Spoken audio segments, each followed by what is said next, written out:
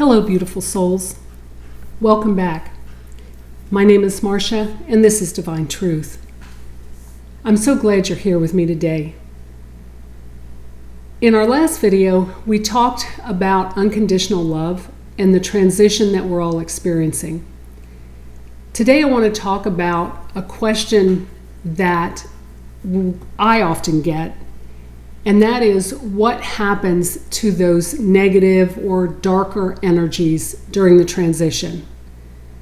Well, my short answer is they are also going to transition.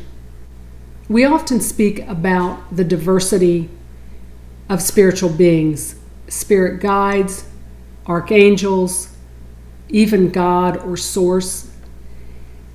But there's also diversity on the other side of the spectrum, where the energies vibrate at a lower level than our own souls.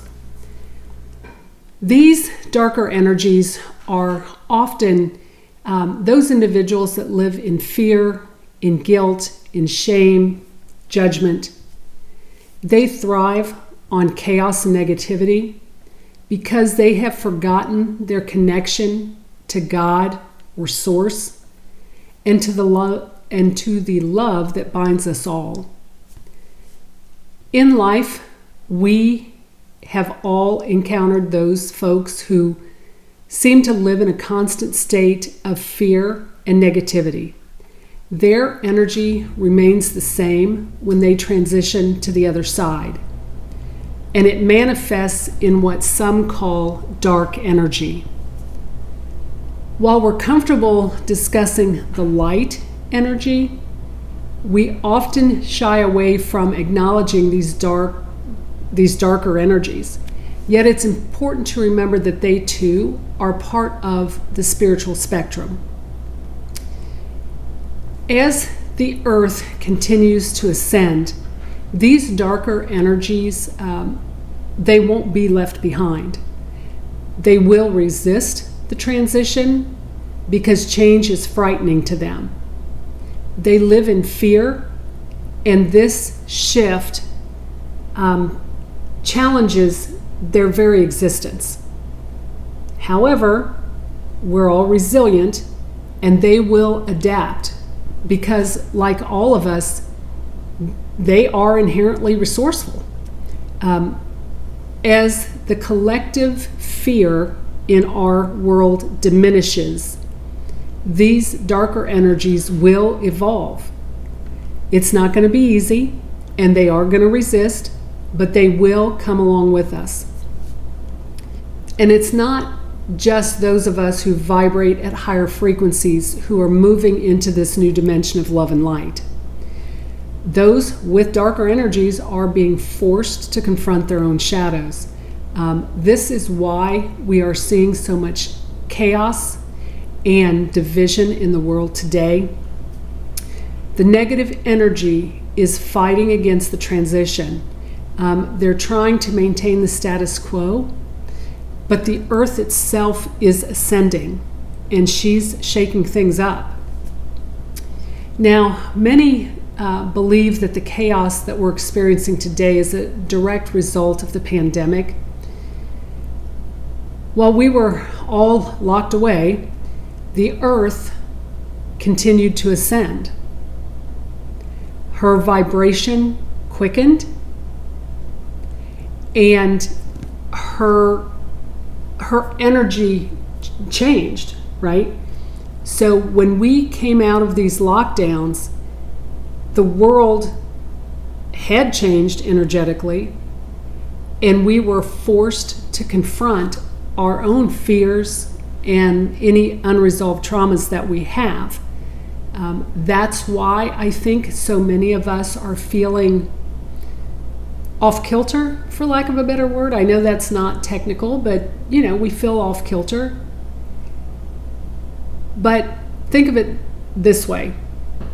The shaking of the earth, this energetic tilt that she's going through, is bringing all of our baggage to the surface, right? Everything that we've been carrying for generations. That's why people are feeling more agitated, they're more angry, they're more confused. They're literally being shaken awake. But many folks don't have the emotional or spiritual tools to handle that shift. We are actually witnessing a split in timelines. On one side, we have those stuck in, again, what is called the third dimension, right? This is the dimension that is ego-driven separation consciousness, right? They're driven by ego. They're in it for themselves. They don't see the greater good, or they don't care about the greater good. On the other side, we have those of us that are moving into the fifth dimension, right? Guided by unconditional love and unity. As I mentioned, the earth herself is ascending. She's rejuvenating. She's rebirthing. And she is not going to allow those who remain on the earth to stay in the third dimension. She's not going to allow them to stay there as they are. They are eventually going to have to adapt. The institutions that are built on power, corruption, and greed, they're starting to tumble down right before our eyes. I know a lot of folks here in the U.S., we've been seeing it, but it's happening all around the world. And this is necessary for our evolution, because sometimes we need to see the extreme to realize what we don't want to repeat. Even those folks in the lower vibration, including, unfortunately, some of our leaders, they have their purpose. They serve as kind of a painful mirror, showing us how far humanity can stray from its true purpose.